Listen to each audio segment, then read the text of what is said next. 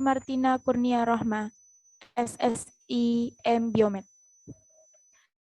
Yang kami hormati Wakil Rektor 1, 2, dan 3, ataupun yang mewakili.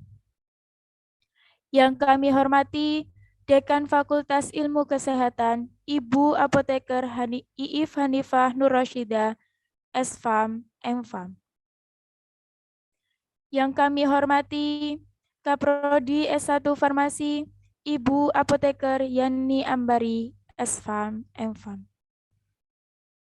Yang kami hormati Ketua Pelaksana Ibu Apoteker Kurin Inwahyuni, S.Pharm, M.Pharm. Yang kami hormati narasumber kita, Ibu Apoteker Seni Klarin Ananta, S.Pharm, M.Pharm. Serta teman-teman peserta Ngopi 2 pada pagi hari ini yang berbahagia.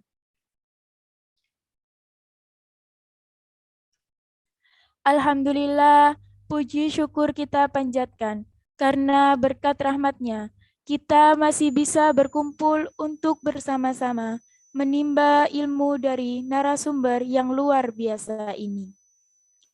Meski harus dilaksanakan secara online, semoga kita tetap dalam keadaan sehat walafiat.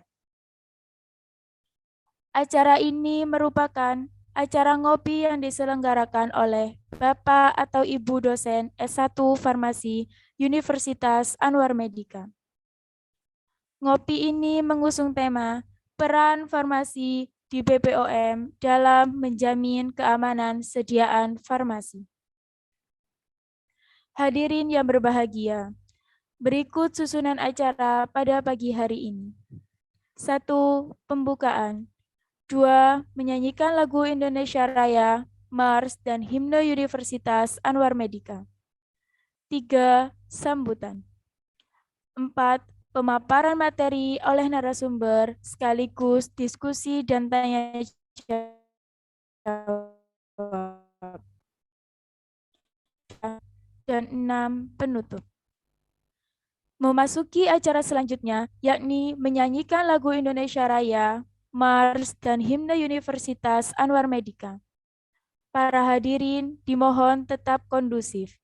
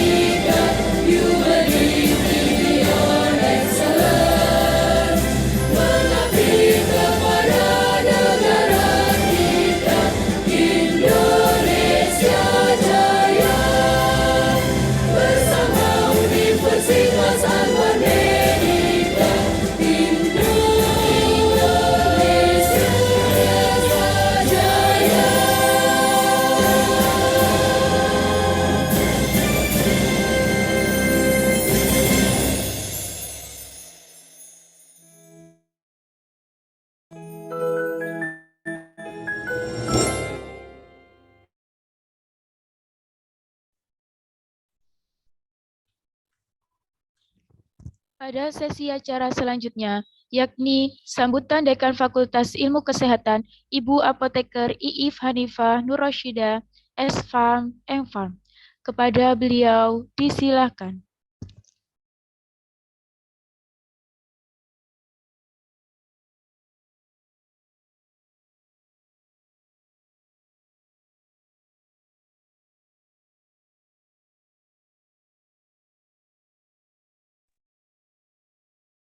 Saya, Mbak. Iya, tes. Suara saya bisa didengar ya? Nggih, bisa Ibu. Baik. Assalamualaikum warahmatullahi wabarakatuh. Selamat pagi kepada yang terhormat narasumber kita pada pagi hari ini, Ibu Apoteker Seni Klarin Ananta S.Farm M.Farm. Selamat pagi, Bu Seni. Selamat pagi, Bu. Saya ucapkan selamat datang di kampus kami ya, Universitas Anwar Medika. Yang terhormat Ibu Kaprodi S1 Farmasi, Ibu Apoteker Yani Ambari, M.Farm, dan Ibu Apoteker Dewi Rahmawati M.Farm. Kemudian di sini ada Ibu Apoteker Ayu Dwi Puspitati, Kepala Bagian RGU Universitas Anwar Medika, dan saya lihat di sini ada dari PAVI ya, yang terhormat Ibu Marice, serta para Bapak Ibu dosen S1 Farmasi serta adik-adik S1 Farmasi Universitas Anwar Medika yang sangat kami banggakan.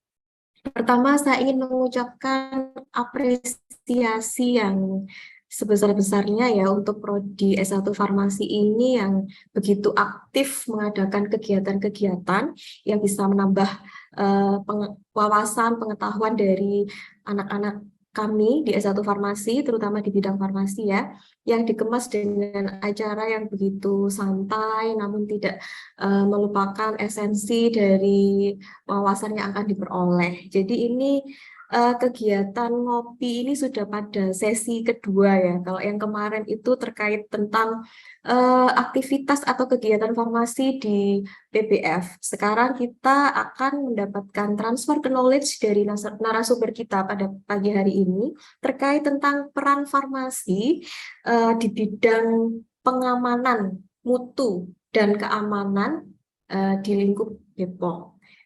Tentunya ini sangat bermanfaat bagi kami mahasiswa S1 Farmasi yang dimana BPOM ini juga salah satu lingkup dari kegiatan kefarmasian itu.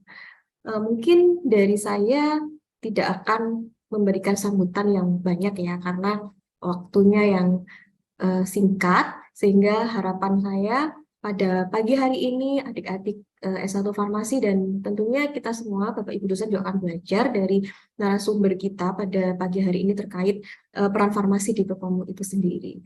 Dan saya ingin mengucapkan terima kasih yang sebesar-besarnya kepada Ibu Apoteker Seni Klarin Ananta yang sudah berkenan untuk hadir dan memberikan transfer knowledge-nya untuk kita semua. Demikian yang bisa saya sampaikan. Assalamualaikum warahmatullahi wabarakatuh. Waalaikumsalam warahmatullahi wabarakatuh. Selanjutnya, memasuki acara inti, yaitu pemaparan materi oleh narasumber. Sekali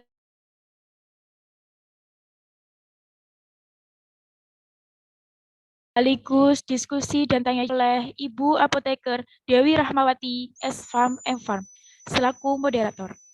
Sebelumnya akan saya bacakan dulu CV Ibu Apoteker Dewi Rahmawati, S.Farm, M.Farm.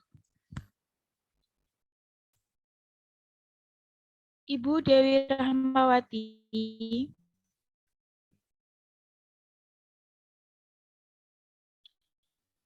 beliau menempuh satu farmasi di Universitas Ahmad Dahlan.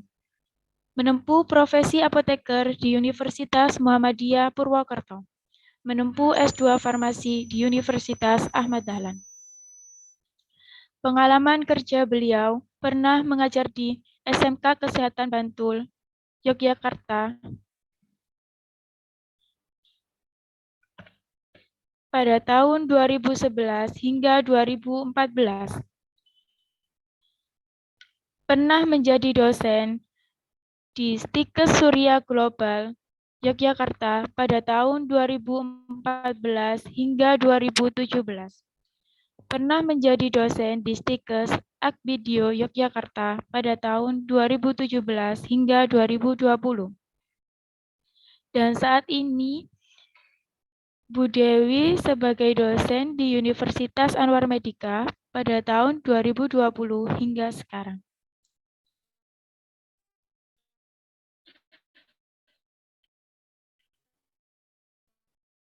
Bu Dewi sebagai penanggung jawab karya tulis ilmiah Stikes Surya Global Yogyakarta pada tahun 2014 hingga 2017. Menjadi Sekretaris Prodi S1 Farmasi Stikes Akbidio Yogyakarta pada tahun 2017 hingga 2020. Dan menjadi Kepala Laboratorium Universitas Anwar Medika pada tahun 2021.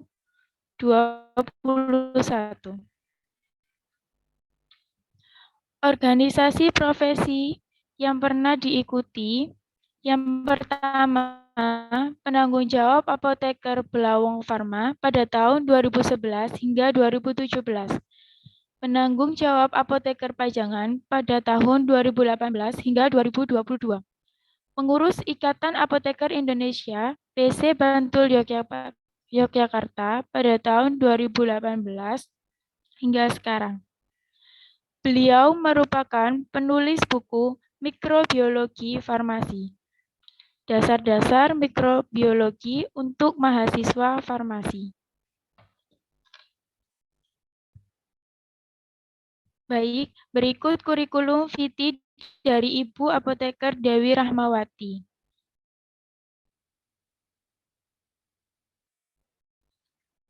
Selamat pagi, Ibu. Selamat pagi, Mbak Sabrina. Baik, terima kasih Mbak Sabrina. Langsung saja ya, selamat pagi dan salam semuanya untuk kita semua.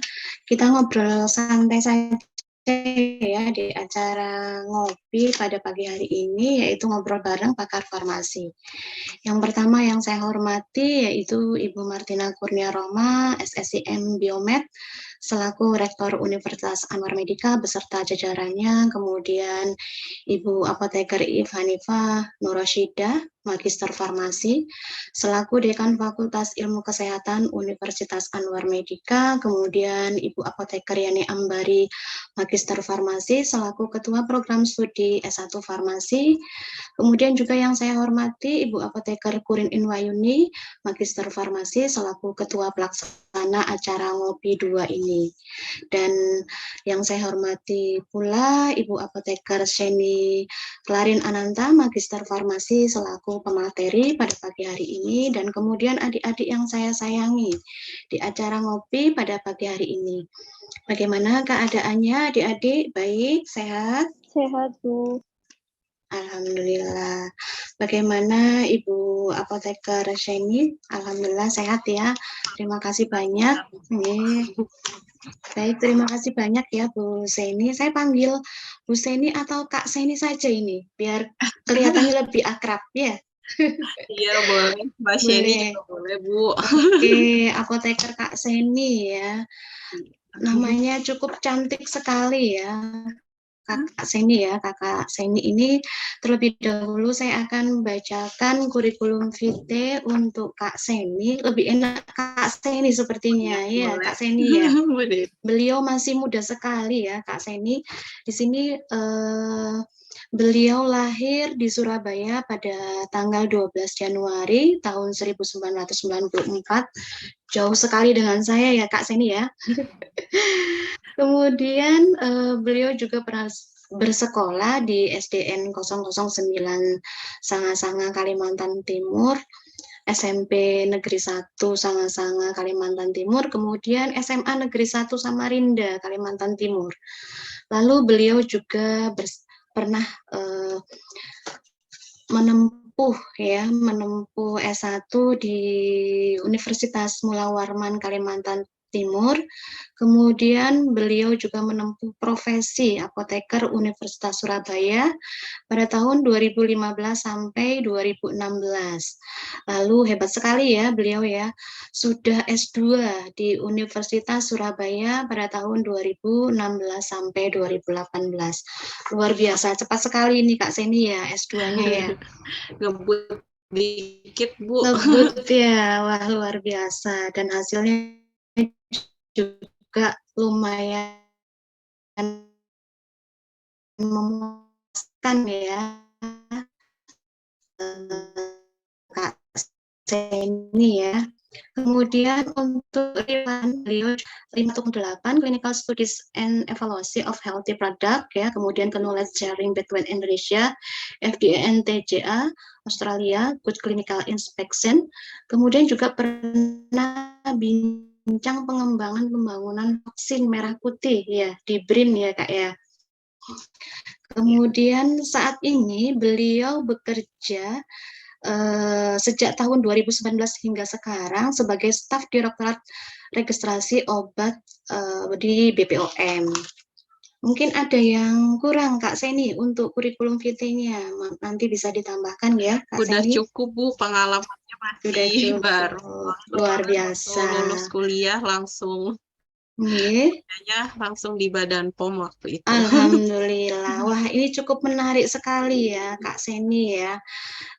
Nanti di sini adik-adik Kak Seni akan memaparkan bagaimana sih peran farmasi di BPOM dalam menjamin keamanan sediaan farmasi. Nah, di dalam acara ngopi ini, ngobrol bareng pakar farmasi, nanti pastinya Kak Seni akan menjelaskan bagaimana sih sebenarnya tugas farmasi di BPOM, kemudian tantangan yang dialami sebagai farmasi di BPOM itu banyak sekali nantinya ya Kak ya.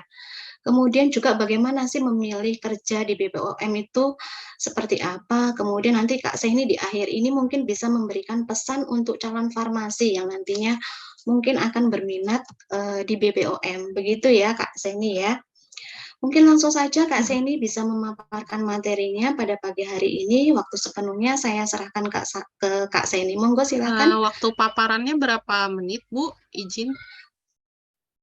Waktu paparannya 15 menit kurang lebih Kak Seni ya, silakan. Kita santai Kak Seni, kita ngobrol bareng, ngopi-ngopi. Mungkin salahnya kita online ya Kak ya, tidak offline ya. Jadi virtual gitu. Ya, oke, silakan Kak Seni. Share screen ya Bu dan teman-teman semuanya. Apakah slide Mohon saya maaf, sudah terlihat? Ibu. Iya. Itu pemaparan materinya itu sampai pukul 11. Oh iya, baik. Lama ya, pukul 11. Nanti mungkin bisa selesai lebih cepat. Mungkin Terus kita sekalian diskusi dan tanya Oh, jawab. udah diskusi. Oke. Baik, coba saya paparkan. Apakah slide-nya sudah terlihat dari teman-teman semuanya? Sudah. Baik, sebelum paparan, terima kasih atas undangannya. Terima kasih buat Ibu Rektor, Ibu Dekan, dan Ibu Kaprodi telah mengundang saya sebagai narasumber untuk memberikan sedikit sharing pengalaman saya sebagai farmasi di Badan POM sebagai regulator di pemerintahan.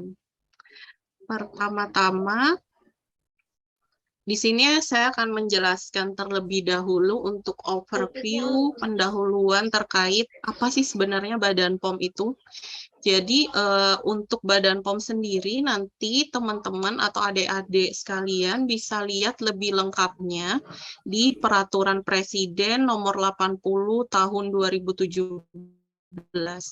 Jadi Badan POM sendiri itu merupakan lembaga non-kementerian yang menyelenggarakan urusan pemerintahan di bidang pengawasan obat dan makanan.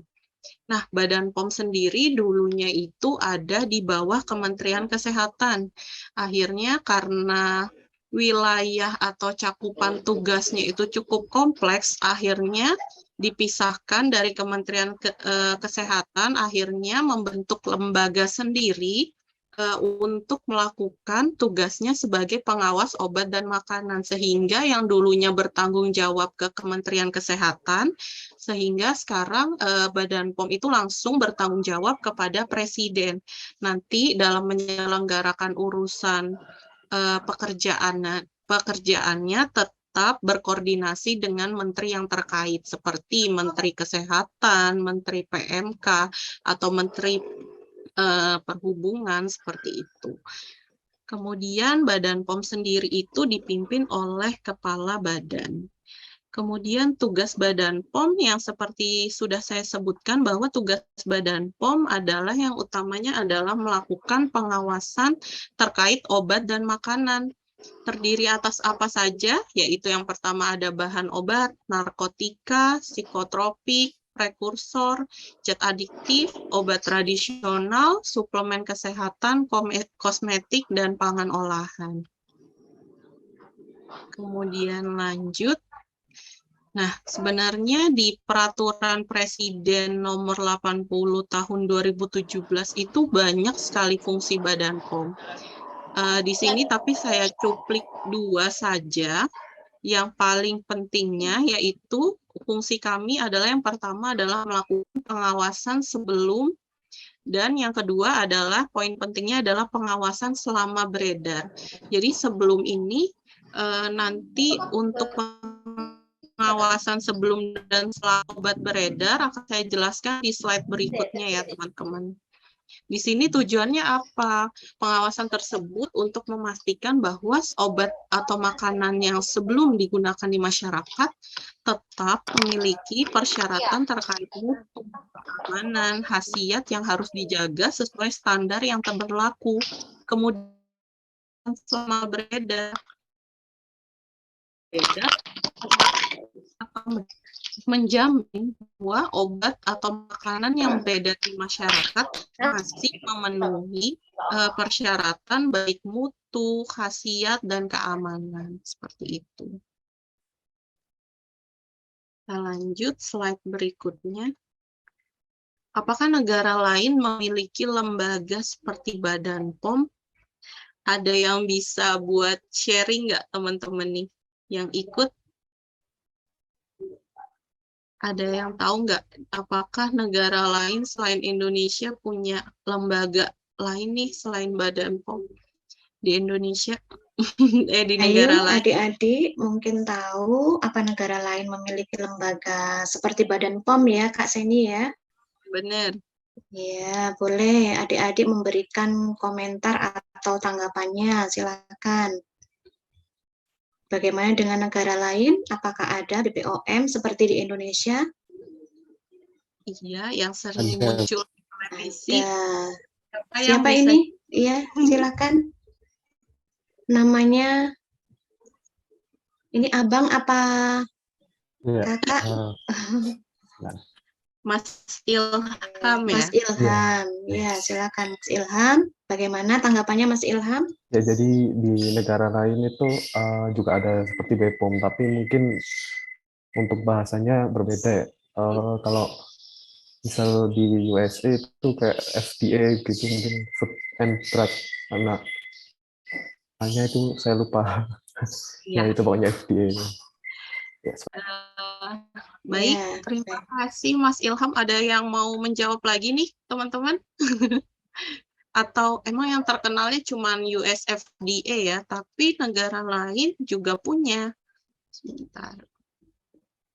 Nah, ini contoh-contohnya dari negara lain. Benar yang dikatakan Mas Ilham bahwa FDA itu berasal dari Amerika Serikat, yaitu dia melaksanakan fungsi untuk pengawasan obat, tetapi di US FDA ini berbeda sama Indonesia, BPOM-nya Indonesia. Kalau BPOM Indonesia kan dia melakukan komoditi obat yang komoditi yang diawasi tadi ada apa saja? Ada obat, OTKOS, obat tradisional kosmetik, ada pangan.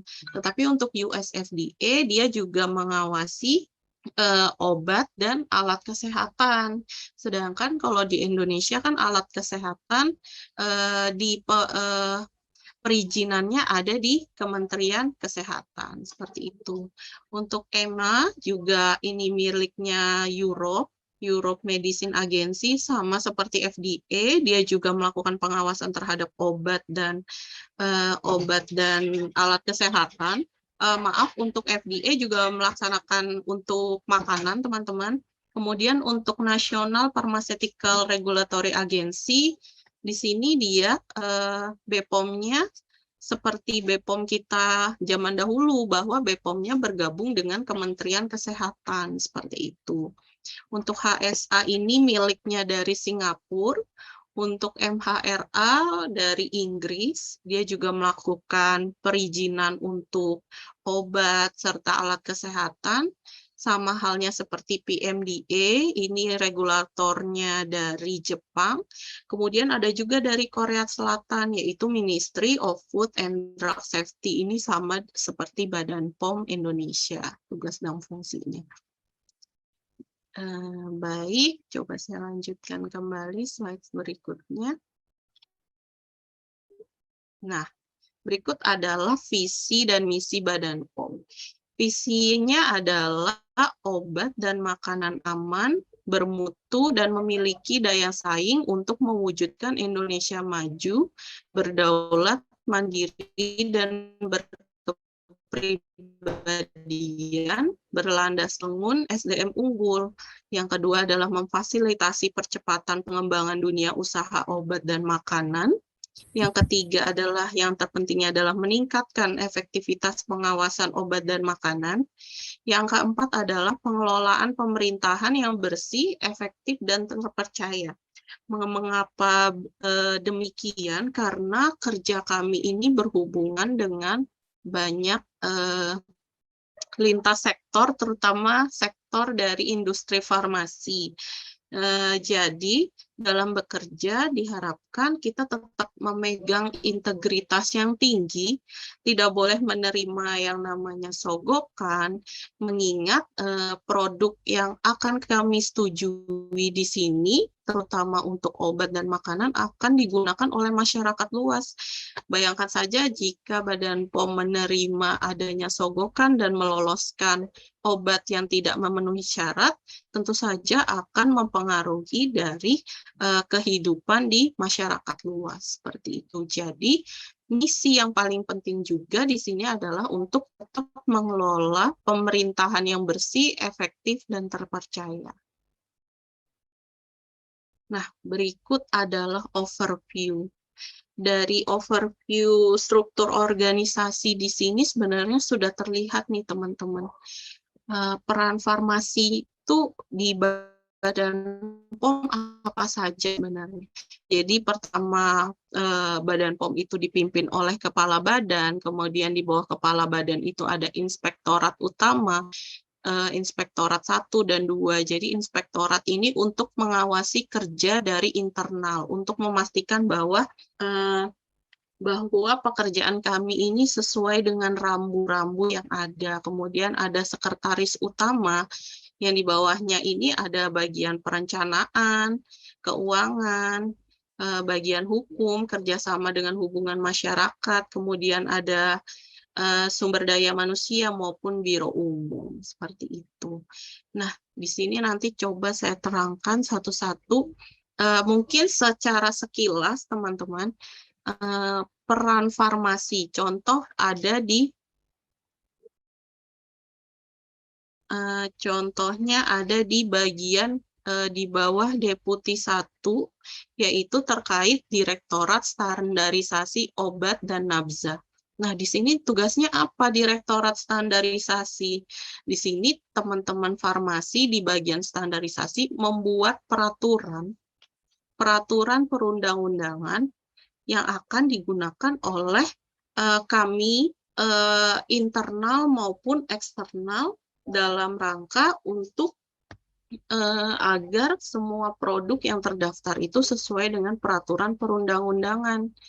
Jadi membuat peraturan undang-undangan, bagaimana contohnya membuat peraturan perundang-undangan terkait uji klinik yang ada di Indonesia, bagaimana tata cara registrasi obat, seperti itu. Nanti akan dibantu oleh teman-teman. Jadi kerjanya farmasis di bagian standarisasi adalah membuat peraturan perundang-undangan seperti itu. Kemudian registrasi. Jadi untuk teman-teman yang ada di registrasi obat di sini poin pentingnya adalah mereka yang memberikan nomor izin edar atau emergency use authorization untuk produk obat seperti itu. Tergantung nanti kalau di Deputi 1 itu untuk yang menyetujui obat. Jika nanti di Deputi 2 registrasinya akan menyetujui registrasi obat tradisional, suplemen kesehatan dan kosmetik, sedangkan untuk Deputi 3 itu untuk bagian pangan olahan. Seperti itu. Untuk yang ketiga, contohnya untuk pengawasan Direktorat Pengawasan Produksi Obat dan Nabza. Obat dan NAP. Di sini teman-teman farmasi tugasnya apa? Di sini farmasinya itu untuk melakukan pengawasan dan memastikan jaminan bahwa fasilitas produksinya itu telah memenuhi persyaratan. Tujuannya apa? Untuk menjamin bahwa obat yang dihasilkan dari suatu fasilitas yang sudah memenuhi persyaratan tentu saja akan menghasilkan mutu obat yang konsisten dan sesuai persyaratan. Seperti itu. Kemudian ada lagi dari pengawasan distribusi. Untuk distribusi tugasnya apa? Mereka memastikan bahwa sarana distribusi obat dan makanan selama di masyarakat itu sesuai persyaratan. Tujuannya untuk apa? Tujuannya untuk memastikan bahwa tetap menjamin mutu produk selama obat beredar di masyarakat. Seperti itu. Kemudian ada pengawasan keamanan mutu, ekspor-impor. Di sini untuk memastikan bahwa obat nanti di KEMEI atau disingkatnya KEMEI ya teman-teman. Ini tuh untuk melihat di situ ada salah satu tugasnya itu adalah melakukan pharmacovigilance, yaitu untuk memastikan obat selama beredar di masyarakat. Seperti itu. Overview-nya seperti ini, nanti tugas dari Deputi 2, Deputi 3, dan Deputi 1 itu sama, tetapi nanti beda dari komoditinya. Seperti Deputi 1 nanti ada obat, Deputi 2 adalah untuk otekos, sedangkan untuk Deputi 3 adalah pangan olahan. Kemudian ada Deputi 4 untuk melakukan penindakan terhadap obat-obat atau pangan yang di luar persyaratan seperti itu. Jika atau ada temuan yang mencurigakan. Kemudian selain itu, teman-teman juga di sini ada yang namanya PRCOM. Di sini adalah Pusat Pengembangan Pengujian Obat dan Makanan Nasional. Mohon maaf, P3OMM. P3OMN di sini adalah Laboratorium Nasional kami. Nah, di sini teman-teman farmasis tujuannya apa? Teman-teman farmasis di sini itu bertugas di laboratorium untuk melakukan pengujian obat dan makanan. Biasanya ada sampling rutin maupun sampling terhadap produk-produk yang dicurigai. Selain itu juga teman-teman dari P3OMN ini juga mengeluarkan lot release khususnya untuk vaksin-vaksin yang akan beredar di Indonesia, seperti itu. Kemudian ada Pusat Riset dan Kajian Obat dan Makanan. Nah, ini PRCOM ini farmasisnya tugasnya ngapain sih? Kalau di PRKOM kebanyakan mereka melakukan kajian-kajian terkini. Nanti dari PRKOM ini yang akan membantu juga tim dari standarisasi obat dalam menyusun peraturan perundang-undangan. Selain itu, Badan POM juga memiliki unit pelaksana teknis karena Indonesia ini luas ya teman-teman. Jadi nggak bisa hanya dari BPOM pusat yang melakukan pengawasan. Oke, Jadi akhirnya ketemu dibantu lagi oleh sama gue. unit pelaksana teknis. Apa sih unit pelaksana teknis?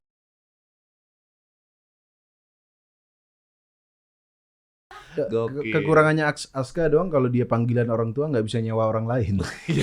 Kalau anak-anak zaman dulu masih masih bisa. ada. Untuk ambil raport masih ada. Om-omnya nyamar. gitu. Sekarang nggak bisa, sekarang nggak nggak bisa. bisa. Betul. Bisa. Pesan gua sama Aska cuma satu, lu mau ngapain ya terserah, yang penting jangan nggak naik kelas. Terus dia Ah, nanya, kenapa nggak naik kelas? Papa dulu nggak naik kelas nggak apa-apa. Dulu sekolah murah anjing.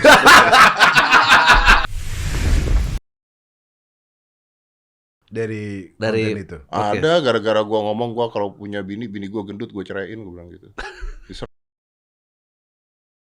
boleh yang baik-baik aja. Tapi kalau yang nggak baik dicari celahnya ya. Iya.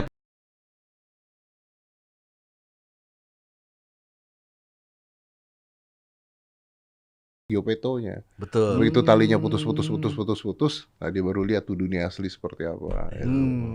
Ini ngeliatin usia berapa manusia ketika muda sampai dewasa tuh ngelewatin Pinocchio kompleks. Anjing kan, siapa yang mau dengerin? Benar. Tapi juga jadi nomor satu lagi, apalagi yang mau dikejar Om Buddha lah. Iya. Kurang fame apalagi nih YouTube semua. Ya udah ampun. sangar. YouTube udah sangar. Ini lama-lama full loh jadi ini. Jadi kayak tembok Orang cerita- reklame gitu. Reklame. Cita-cita gua kalau ngobrol harus gini dulu.